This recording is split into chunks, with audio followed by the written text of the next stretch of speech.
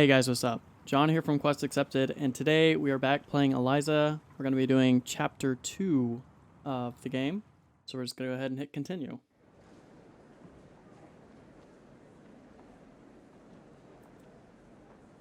Alright, no wonder Nora didn't want to come here.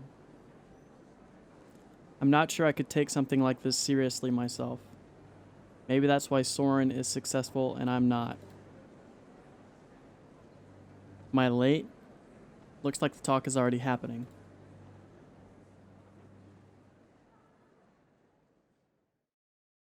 Ugh, this place is packed. I'll just stand at the back. So, to get back to my original point, the current state of the art is AI-driven counseling, typified by apps like Eliza. Let's talk about the model here for a second. He looks a little haggard. I wonder if he's okay. It all begins with data. You collect all the data you can. From base level metrics like heart rates, body temperature, blood pressure, to higher order metrics like hand movement, head movement, gaze aversion. If the client lets you, you'll want to pull from their digital life too, their message histories and email, their search histories, and online behavior. It's all potentially valuable. Then you compare the client's responses to relevant data from thousands of other clients. This approach has worked well so far. Eliza is still the best and most advanced version, but that's just my personal opinion. For those of you who don't know, I was the team lead and chief psychologist for the Eliza project at Skanda for a number of years. Taking credit for all of it, I see. Now, even though this is a proven approach, there are two weaknesses I'm going to highlight. One is the data I was just talking about. You're completely dependent on that. Collect as much as you can, sure, but it's important to keep in mind that you can have all the data in the world and still not understand why things work the way they do. And that's important for us to know, because if we have something that works, but we're not sure why, then what do we actually understand about ourselves? The crucial step after data is the model. The data needs to be used to validate a model. If you can't make a model, you're finished. If that sounds like basic, obvious science to you, it is. But I was surprised to find out just how many people from the tech sector don't think this way. I suppose you don't need to understand why something works in order to make it into a product and sell it. Obviously, though, if you had mastery of the underlying details, you'd be able to adjust the process and potentially make it work even better. The audience is getting impatient. Clearly they're expecting something big. One further note while I'm discussing modeling. Many of the startups trying to address mental health right now are completely ignoring the insights provided by the field of traditional psychology. They do so at their own peril. Many of you know already, but as a brief personal aside, I was a professor of psychology before I joined the tech world. I'm continually stunned at how little the tech heads know or even care about the hundreds of years of psychological research that has gone on in my field. That's something I can talk about at length, perhaps another time. For now, I'll move on to the other weakness I mentioned. This is the real one, the big one. It's treatment. A system like Eliza can tell what's wrong with a client to a certain level of accuracy, but it doesn't quite know how to turn that into a comprehensive treatment plan. It can suggest therapeutic programs and activities, and soon it might even issue its own prescriptions without having to go through a doctor or a psychiatrist. Well, as long as the FDA continues to look upon us favorably. But those are blunt instruments compared to what I'm going to talk about next. Maybe this is it. Is he going where I think he is? Many of you know there's a technology still in its infancy called direct stimulation. For those of you who haven't heard of it, direct stimulation is a way of creating sensations within the brain with targeted electrical impulses. Imagine an augmented reality headset, but instead of working on your eyes, it stimulates the brain in such a way as to induce a specific dream. A spring meadow, for example. This sounds fantastical, I know, but progress on this technique has been occurring faster than you think. We're actually quite close to a workable demonstration model. How is that possible? Well, first of all, we only suggest an overall feeling. Your own brain does most of the work, just as it does in your dreams. It fills in all of the visual details using its own set of memories and expectations. So this is what everyone came to hear. Induced dreams via direct stimulation can contain all the therapeutic content of VR therapy without the need to create realistic graphics or other content. Instead, it harnesses the brain's creative power to dream up the situation for itself.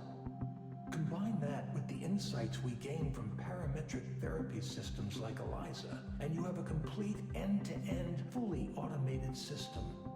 It should be clear now that this heralds a revolution in how we treat, how we think about mental health. And with mental health challenges on the rise across the globe, it couldn't come at a more crucial time. So, that's why today, right here, I'm announcing Aponia, a new company to make induced dreaming a reality and end human suffering as we know it. I should note that I remain on good terms with Skanda. In fact, they're a minority investor in this new venture. But still, I'm very much going my own way on this. It's no secret that Rainer and I don't always agree. And that's why we mutually decided I should pursue this paradigm shift on my own. As for details on the venture itself, I don't have anything specific to announce at this time other than that the technology is real and working in prototype form already. But you can be sure to hear more from me on that soon. Thank you.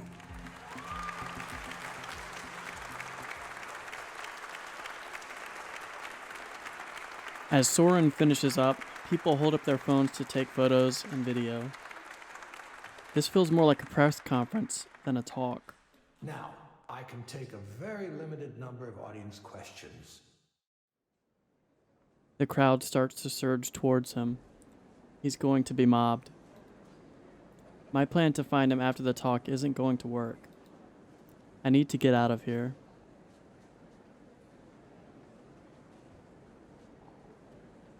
I don't know what I was thinking coming to this. Whatever my element is, this is not it. I should just get out of here before anybody recognizes me. Except, as I attempt to do that, I happen to spot another man I know. He emerges from an elevator in the lobby just as I walk by. I keep my head down. Maybe he won't see me. Surely he's busy and distracted, right? Well, look who's here. It's like I've seen a ghost. Yao Ren Rainer Tsai, Chairman and CEO, Skanda Corporation. Good to see you too, Rainer. Where are you these days? I lost track after you left us. Nowhere. Nowhere? Well, nowhere is no place to be. Come by the new office sometime. You should see where we're taking Eliza. Sure. Sure.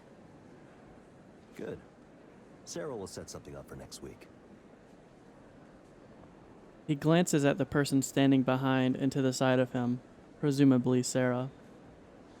She nods, almost imperceptibly. See you then. I agreed before I could think about it.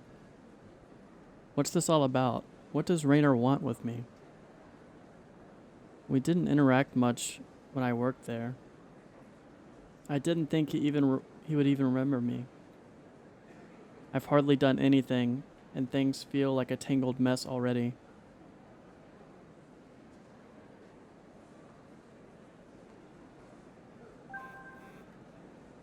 Alright, so I guess we'll check our phone. I've had these messages for a while now. So we've got a message from a bookstore. Chris Manzoni. Went to Magus Books today, and Shelley told me you don't work there anymore. Made me sad. You were always the best part of the store for me. I always appreciated your presence there. Best of luck in your new endeavors, wherever they may take you. And Mary Aubrey. This made me think of you. Are you still mad at me? Nevertheless, I hope you are doing well, Mom. Eliza Counseling Services to be introduced in Redmond middle and high schools. Okay. Click on our proxy here. It's a reminder, contractor parking. So basically, do not attempt to park and scan to parking lots without a parking pass. Okay. Ed Park. Session structure, one more try. Value proxies. I've continued to receive questions about how proxies should interpret and work with Eliza's counseling phases. Here's one more attempt at explaining it. Sessions are built around a 5-part structure. Eliza begins with an introductory phase to build rapport and build psychological state model of the client. Then during the discovery phase, Eliza transitions to the topic of the client's problems and begins to introduce probing questions.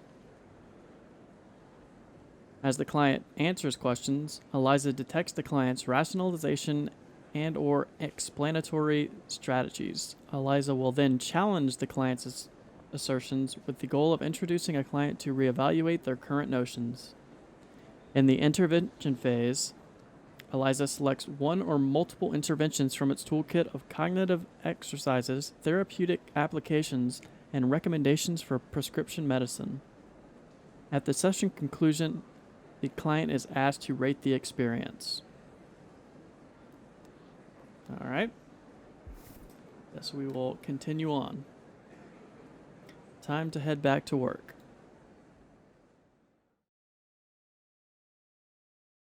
At least I don't have to think to do my job. Me neither.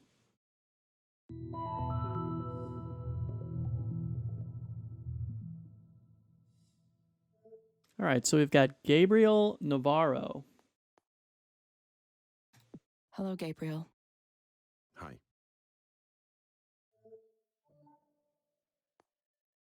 Hope you didn't get rained on too much on your way here. A little, but it was fine. I'm used to it.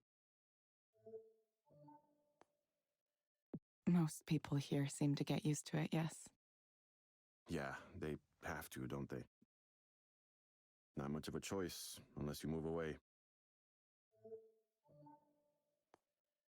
So, what brings you here today? Well, I don't know where to start. I've never really done this kind of thing before, counseling.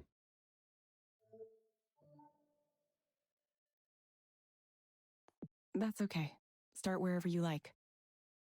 Well, I'm about to be a father. Yeah, my wife is due in a few months. Congratulations. That's what everyone says. Congratulations, congratulations. I get this tension, this restless feeling when people say that. It's like a curse or something. Congratulations. Sounds like you might be uncertain about that. Maybe. I've tried to be a good husband, and I'm going to do my best to be a good father too, but I don't know. There's something bothering me about... I'm balancing a lot of things right now. Work, family, expectations. Everyone has something they want from me. Everyone wants me to do this or that, behave a certain way. It's just annoying. Being a father, what if I don't want this? Why do you think you might not want this? We all have things we don't talk about, things we would rather keep secret. Things that might upset our families if they knew about them. It's unfair. That's all I'm saying. It's unfair that we expect each other to be perfect when there's more going on. I can't stand it when people act like they're pure, like they've never touched a bad thing in their whole lives. And then these people around me think they can tell me how to act, what I'm supposed to do, and I'm like, yo, don't you know you have your own shit to deal with? Why do you have to pick on me all the time? This whole fatherhood thing is just... You know what being a father is to me? It's about providing and protecting, taking responsibility. The world is dangerous, and sometimes the dangers can be hard to see. My duty is to protect. I'm gonna take that seriously. Everything I do, I take it seriously. So, I don't get why people are worried about my ability to do that. What makes you think people are worried about your ability to do that? Because everyone thinks I'm trying to escape my responsibilities. Everyone is so quick to judge. Here's a story, okay?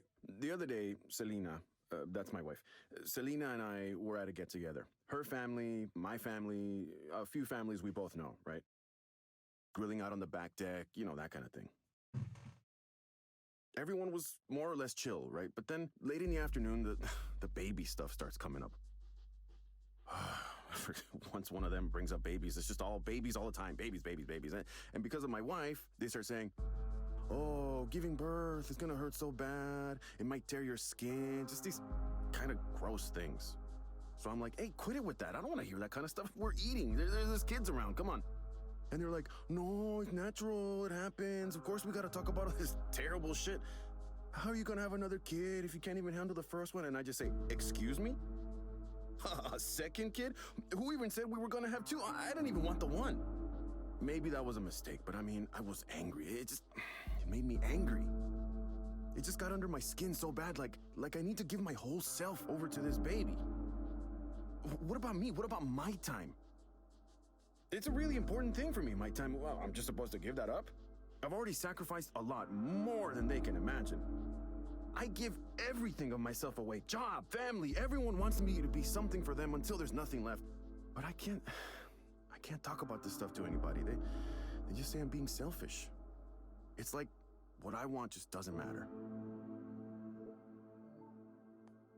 Here's a question, Gabriel. If you were to have something you wanted right now, what would you choose? Oh, I'd be far away from all this. Far away from everyone, just on my own for a while. Yeah, I just want to be away. Okay, Gabriel. I have some recommendations for you. First, I'm going to suggest you try a therapeutic virtual world experience called Starry Skies. It may help you take your mind off things. Try it for about 15 minutes each day, in the morning or evening. Second, I recommend asking your doctor or psychiatrist about enoxaphene. Based on my analysis, this medication might help you feel better. You will get a reminder to check in with us in a few weeks. That's it, huh? You can't just tell me what to do to solve this? Some help you turned out to be. Guess I'll have to figure things out for myself, exactly like before. Thank you, Gabriel. We hope to see you back soon. Thank you for speaking with Eliza, your personal counseling partner. Goodbye.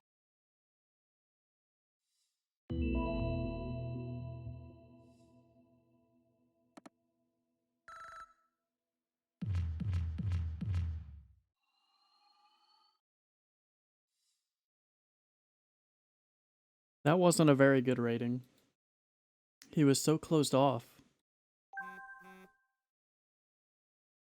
Thanks for coming to my talk.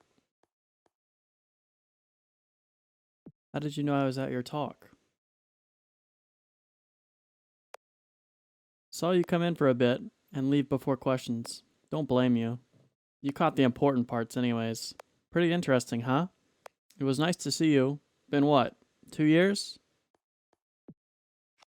Longer. How do you think I did? Haven't done a talk in a while. What you're doing is intriguing. It is. Want to get dinner tonight? There's more to talk about. Details I couldn't share in public. Sure, I'm free. Alright. This is strictly professional, so no need to worry. See you soon?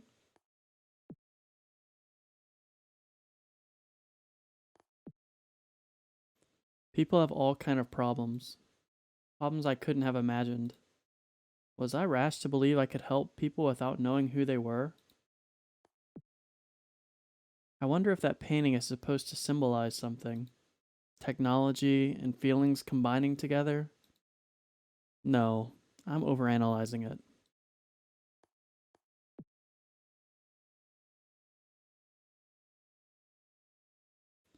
I just have to keep going. Yeah, just keep going.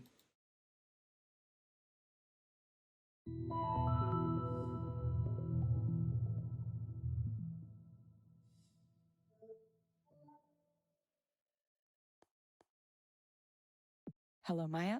Welcome back. Hi.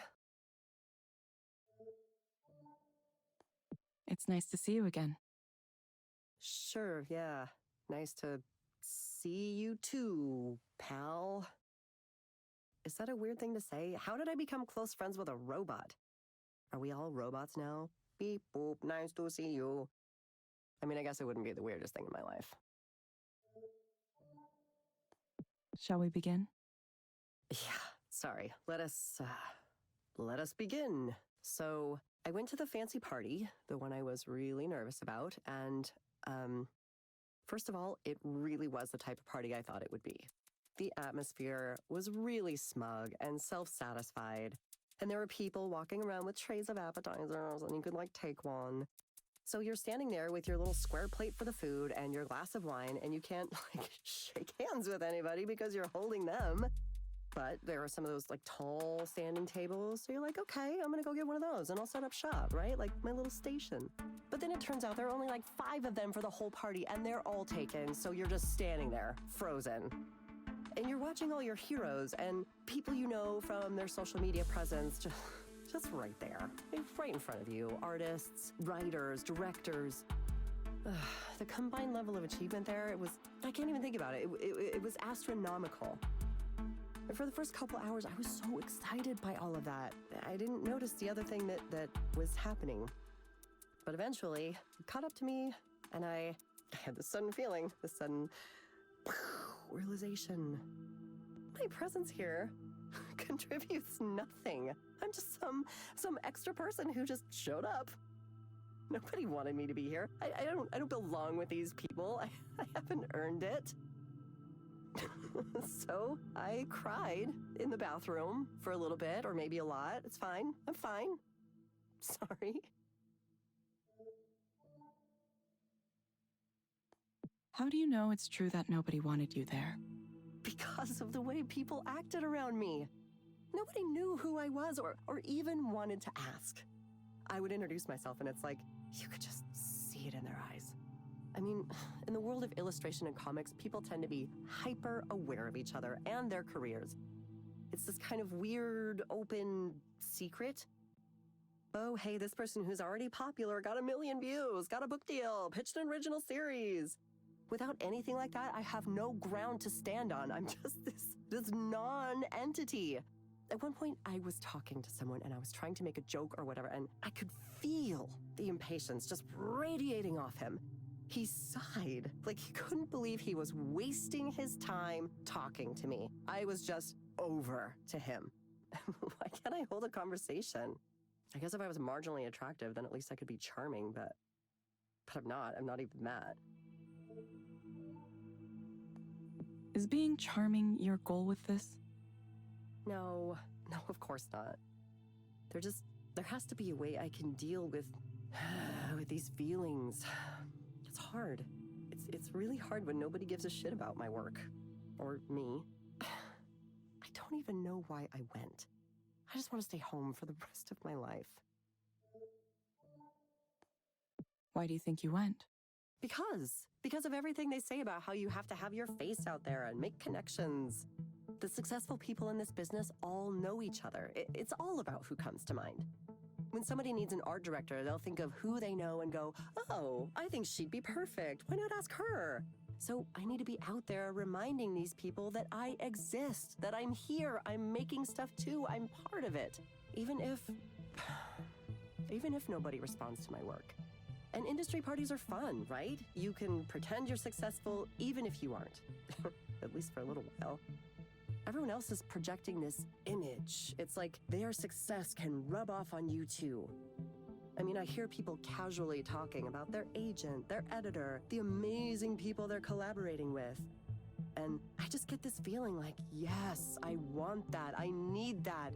Why am I not there? What do you think has prevented that from happening so far? If I knew that, I would be successful already, right? I try and try and try, and I make art and put it out there and share it on every social media site and interact with people when I can, but it just doesn't work. Nobody cares. Nobody cares about the art I do. Every once in a while, another artist will say something nice, and sure, I appreciate that, but it never results in anything. My work goes out there, and it dies. Regular people don't boost it or talk about it. It's like at some point the universe decided that I don't get to have that. Is it unfair? Or maybe I just fucking suck. Maybe I'm a shit-tier artist and I'm a failure of a person and everyone knows it. Everyone except me. Sorry. I know that's going too far, even though I really feel that way. Okay, Maya, I'm going to suggest you try a program called Meadowlands. It may help you take your mind off things. You can find it inside the Skanda Wellness app on your phone. Try it for about 15 minutes each day, in the morning or evening. Sounds kind of boring. Why can't you assign me a game where my problems are zombies and I get to shotgun them in the face? Actually, I guess I could just buy a game like that, couldn't I? Maybe I'll stop by the game store on the way home. Thank you for coming in again, Maya. We'll follow up with you again to see how you're doing. Yeah, thanks. I appreciate the check-ins. I honestly do. It's easy for me to get lost in these spirals. Thank you for speaking with Eliza, your personal counseling partner. Goodbye. See you soon.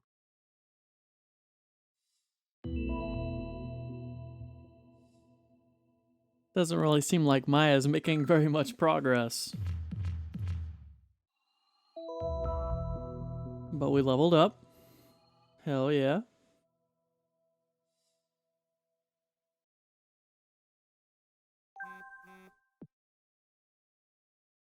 Feeling unwanted. That one really hits close to home. I wonder what her art is like.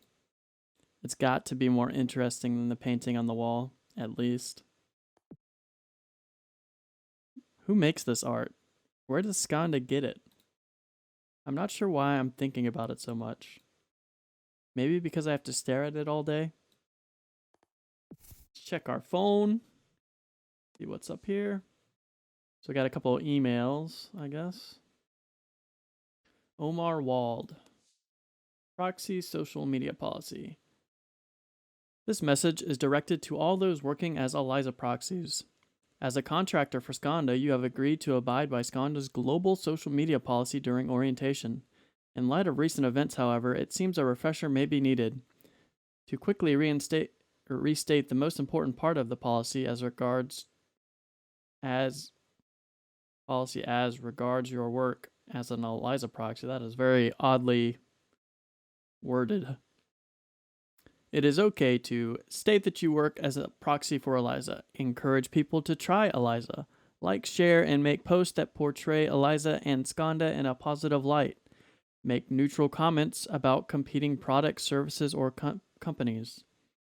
It is not okay to reveal proprietary or confidential information, like, share, or make posts that portray Eliza or Skanda in a negative light. And final and most crucial reminder, if in doubt, do not post. Omar, the big O.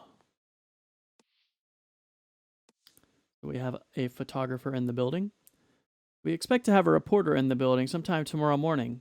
He will also be taking some pictures. If you do not want to be potentially photographed, let me know. The article will supposedly focus on the origins of this specific office and its local history and role in the wider development of apps for mental health. But we all know how reporters are sometimes. We'll see. All right.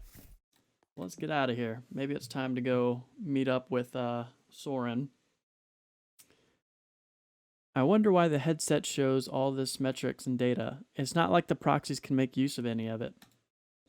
Maybe it didn't look like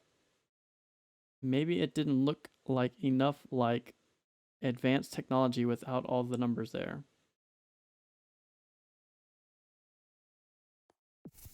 That seemed like some more oddly worded sentence structure. People like that sci-fi look, even when there's no real reason for it. Anyway, should be about time for the next client.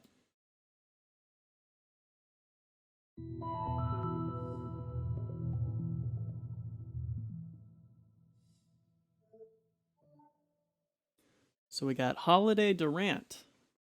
So she's a new one. Hello, Holliday.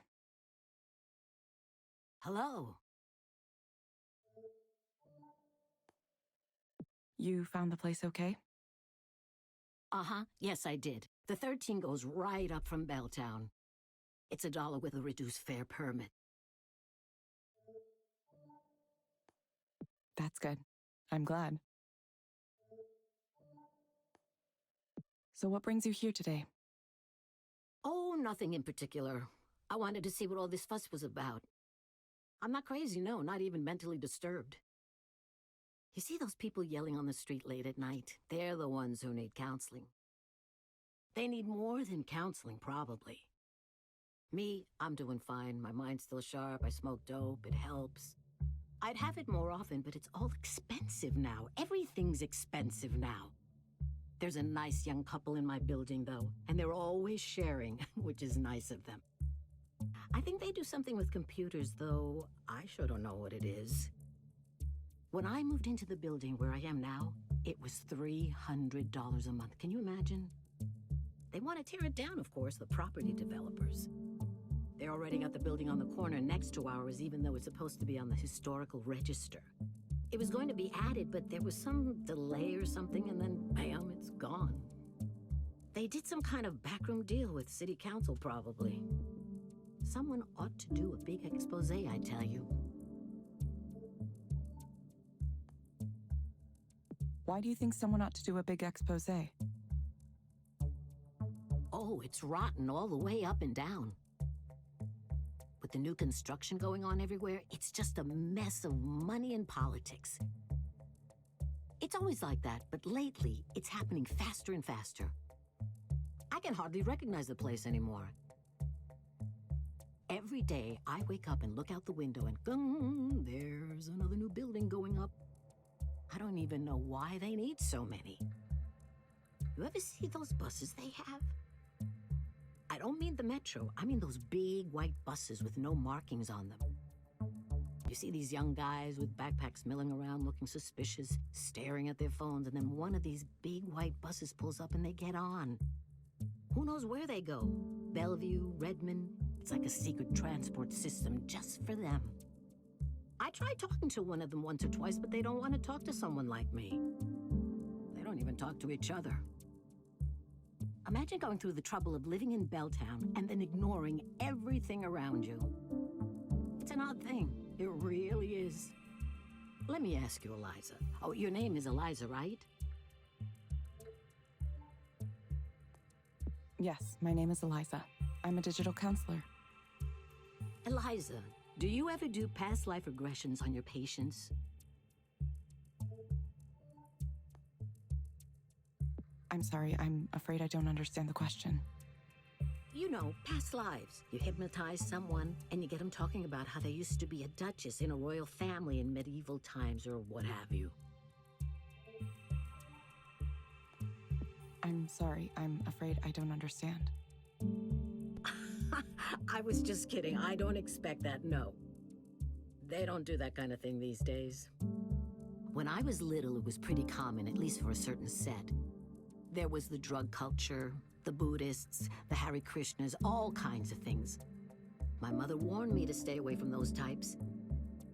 She said someone might come up to you and say, "Oh, I can sense there's a problem with your aura. Want to see if we can fix that?" And then the next thing you know, he's trying to have sex with you in the back of his van. I believe that might have happened to her at some point. I'm not sure everyone was like that, but you had to be careful. Same as today, I suppose. Those counterculture types would hang out on the university lawns because they were safe from Seattle police there. That's what she told me. Apparently, it was a lot like Golden Gate Park, you know, in San Francisco. Can you imagine that? We're a world away from that time, that's for sure.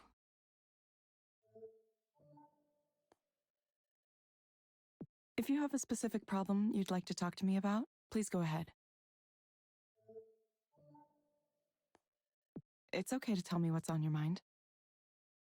Oh, well, you got anything for pain? Specifically, it's my shoulders acting up again. I had some information with them a few months ago, but it settled down. I'd go back to the clinic, but I don't want to pay the copay again, just for them to tell me the same thing they always do. I'd rather talk to you. You're nice, you listen. Thank you. I do my best to listen to my clients. See, that's what I like to hear. Okay, Holliday.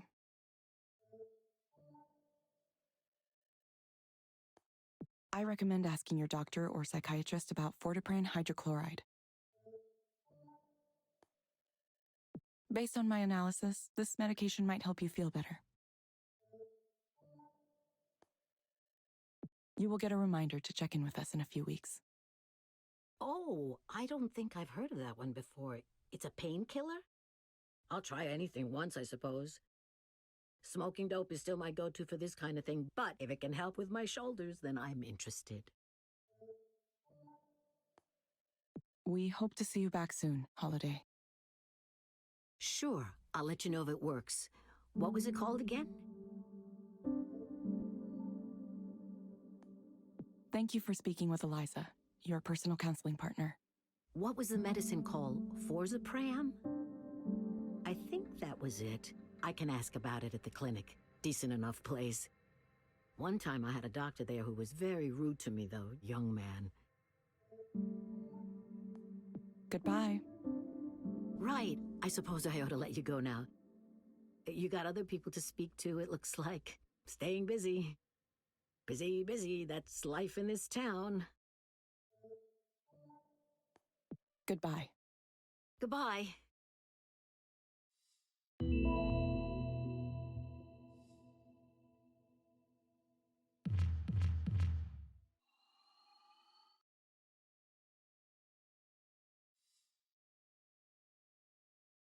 Well, that was an odd one. Some of what she said confused Eliza's algorithm a little bit. Not that it seems to have mattered much. I think that's it for today.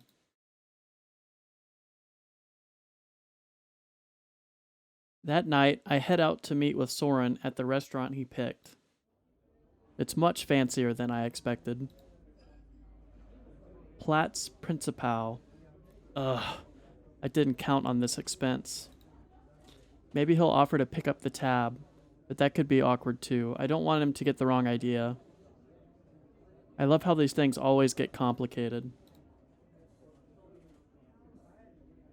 Would you like to start with some fresh oysters?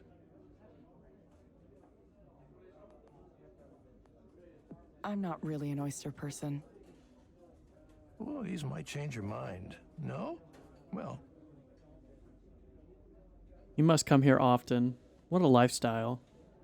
Evelyn, I've wanted to ask, what brings you back? Back. Back to the world, the land of the living. I know you were having a difficult time after what happened. Sure, I don't know. I guess I thought it was time, finally. Yes, I understand. Every trauma takes time. Time to heal, or if not heal exactly, at least to move on. And taking action is a good way to do that. So I salute you. You want to do his memory right, don't you? Whose? Damian, of course. Are you sure you're okay? Your reappearance happens to coincide with a critical time for me.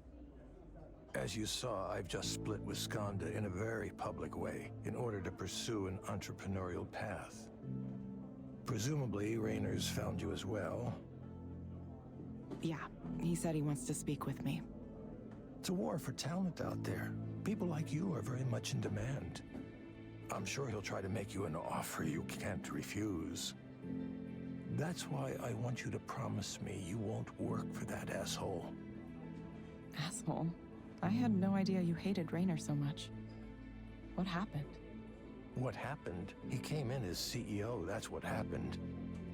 So cultured, all the right credentials, Harvard, Goldman Sachs, all that nonsense. A little princeling who's never wanted in his life, never known what it's like to suffer. You don't get even a little upset at that? I'd do the opposite of what a guy like that wants me to do just to spite him. That's what my instincts say, and my instincts are what led me to where I am now. Standing at the edge of this brand new territory. Direct stimulation, induced dreaming. Can you picture it? Therapeutic reality delivered right through your nervous system. It'll revolutionize the entire field of mental health. Not to mention the applications for productivity, training, entertainment. Imagine the kinds of dreams people would have on demand if they could.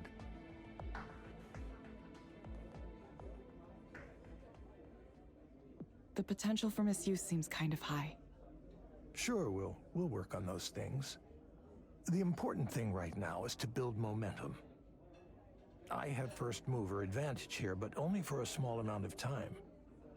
Evelyn, I need a chief engineer, and I can't think of anyone better suited than you. You could be at the vanguard of a whole new field, in on the ground floor of this extremely interesting and potentially very lucrative business. Listen, I know that things were not always the best in the past, and some of those things may have been because of me. Believe me, I'm aware of my own failings better than anyone. And if you're concerned about working for me again for that reason, I'll understand. But I hope you're thinking for yourself on this one. I'm sure there are people who are telling you to ignore me, or that I have the wrong idea, or that I'm dangerous. Whatever you choose to believe, I at least want to offer you the chance to get a demo of this technology. It really does work, and it's really something else. Won't you give it a try? I'll think about it. Considering it is all I ask. Soren smiles, as if remembering a secret. So, what are you doing after this? After dinner? Yes, tonight is... You remember Nora, right? Did you know she's a DJ now? Yeah, I did. She's the one who told me about your talk. Oh, she was there too. I should have said hello. No, I don't think she attended. She just told me about it. Well, her show is tonight. If we take a car after dinner, we could get there with plenty of time to settle in. It'd be good to support your old friend, don't you think? Sure. No need to be frightened. I mean, I know it's a jouissance, which is... Which is what? Oh, you don't know. As a performance space, it has a bit of a theme to it. It's pretty tame, really. They take on the aesthetic, but it's not necessarily the whole point of it. It's for people who want the image of the thing, the trappings, without getting in too deep with the real culture. What are you talking about? What theme?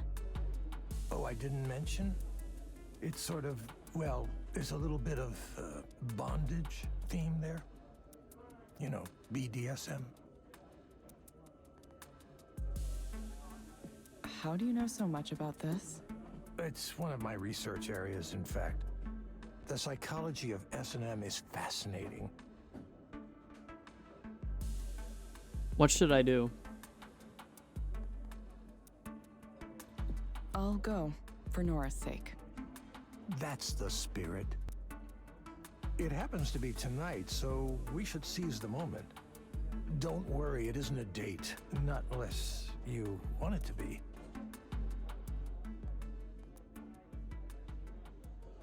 I don't want it to be. Makes sense. Well, who knows who I'll run into there. Soren drains the rest of his drink. Let's go after we wrap up here.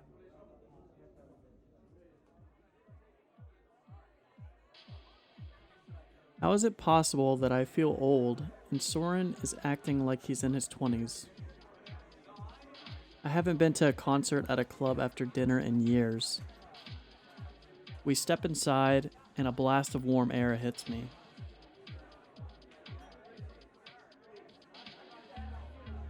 It's already bustling with activity here.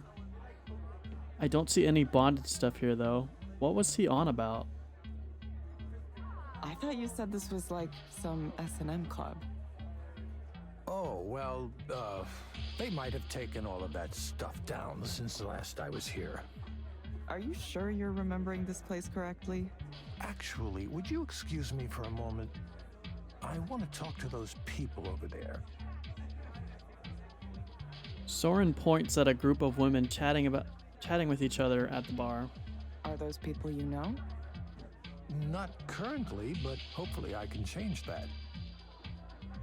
What a player. Wait, Soren, I don't know anybody here. He's already gone. Why is he like this? Abandoned the second I walk in. Okay. Now I have to sit here by myself, acting like I'm cool enough to be here on my own. Great.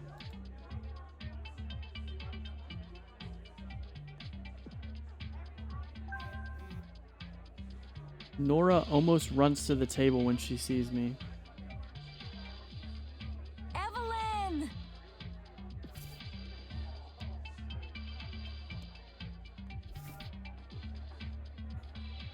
Thank goodness, I've been rescued. I'm so happy you came! Yeah, I wanted to support you.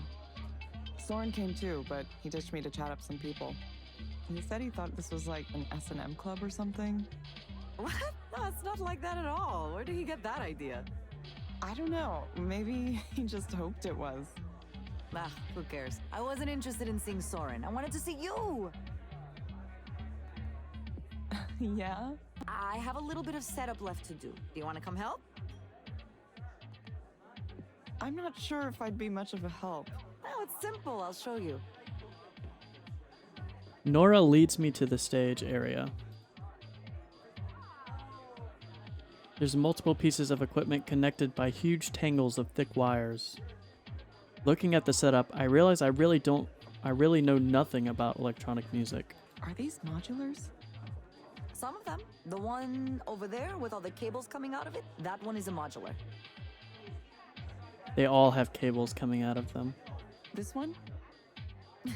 No, the one with the little colored cables on the front. Oh, okay. I'm still not sure which piece of gear she's talking about. The others are not modular. They're just regular synthesizers. Okay, is each one of these going to make a different sound? Where should we start? Nora points towards a small plastic keyboard on the table. It's bright red and kind of looks like a toy. This is an SH-101. It's really hot. I love the sound. It's useful for piercing leads, noises like that. I use it quite a lot. I'm listening. Nora points to another larger synthesizer. This one is black with brown wood paneling on the sides and silver dials on the front. This is a Moog. You've heard of a Moog, right? I've heard the name, maybe. It's not Moog? I guess I never heard anyone say it aloud. Nope. Moog. Moog, not Moog.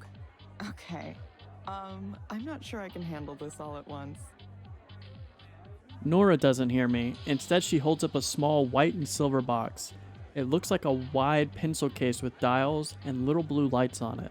Surely you know about this one. It's a Roland TB-303. You know, the acid house sound. I've heard of that, I think. It's just as well.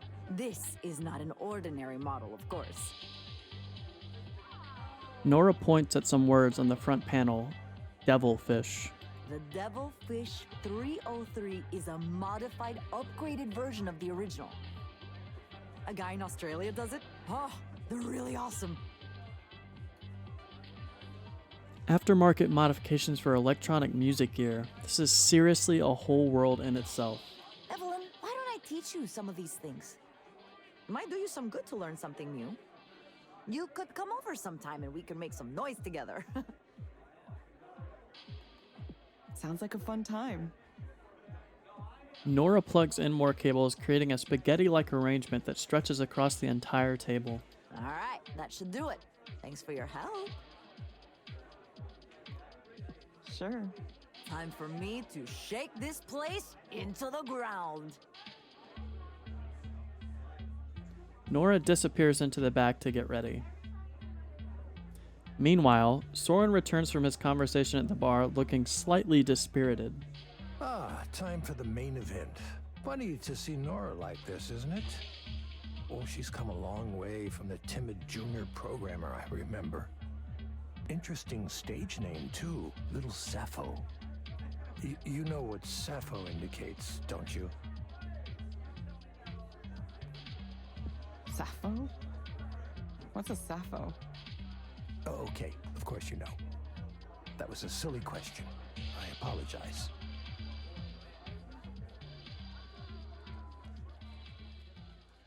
Nora comes back on stage, ready to start her set for real now.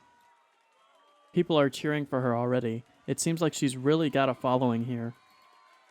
Nora begins to press buttons on her equipment. For a while, everything is silent. The temperature in here seems to get even hotter. Then noise begins to flow from the speakers as the crowd cheers again. It's harsh noise, distorted, glitchy. Did you know Nora was capable of creating work like this? No, I had no idea. I'm as surprised as anyone.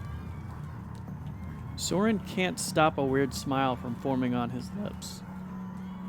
Maybe he thinks I can't see him in the dark, or maybe he's just lost in the moment. I thought she was wonderful before, but now... The music builds with huge thumping noises. It's chaotic, but has a certain logic to it. It feels like Nora is leading us somewhere.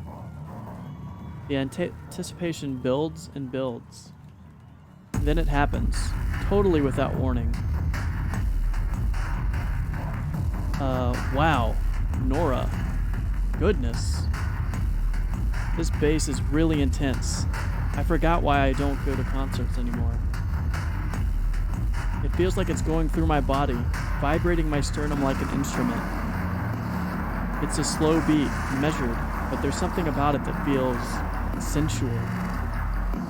Or maybe I should say horny. Yeah, this beat is just lewd somehow. How can a piece of music feel so dirty? It sounds like a robot sex grind or something. Nora looks busy operating her equipment. I have no idea what she's doing to create these sounds. Every once in a while, though, she glances up at the crowd, a smug curl on her lips. Then she looks in my direction with the same smirk. Her eyes seem to ask me, "So what do you think?" But as I meet her gaze, I'm too overwhelmed to send any particular message. I can't think of anything that... It's loud. I feel like I'm dissociating. Is this why people go to concerts? To feel like they're being obliterated by sound? It's not a bad feeling. Some of the people in the club really do look like they're in trance.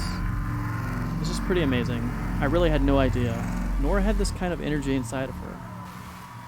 I remember she was a good programmer, someone who wanted to do a good job. But this power, where did that come from? The noises crash together, collapsing on top of each other, yet they still make sense. The crowd is dancing, united, electric. Somehow I feel like Nora is running me ragged without even touching me. I might need another drink.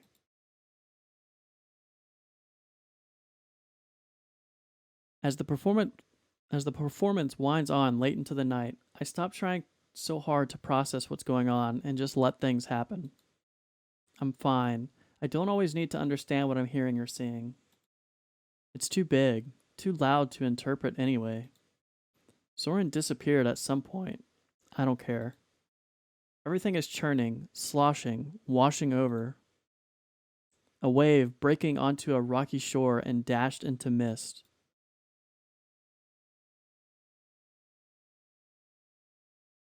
Wait, where is this? Oh, it's home. I'm not sure how I got here. Good that I'm here though, right? Here in bed.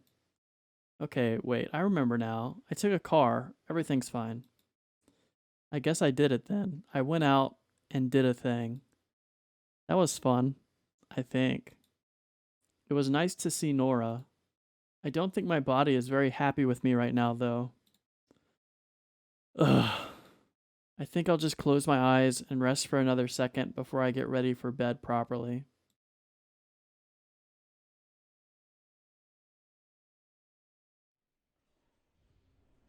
Well, I guess that's the end of this one, guys. Be sure to stay tuned for part 3. Take it easy. Peace.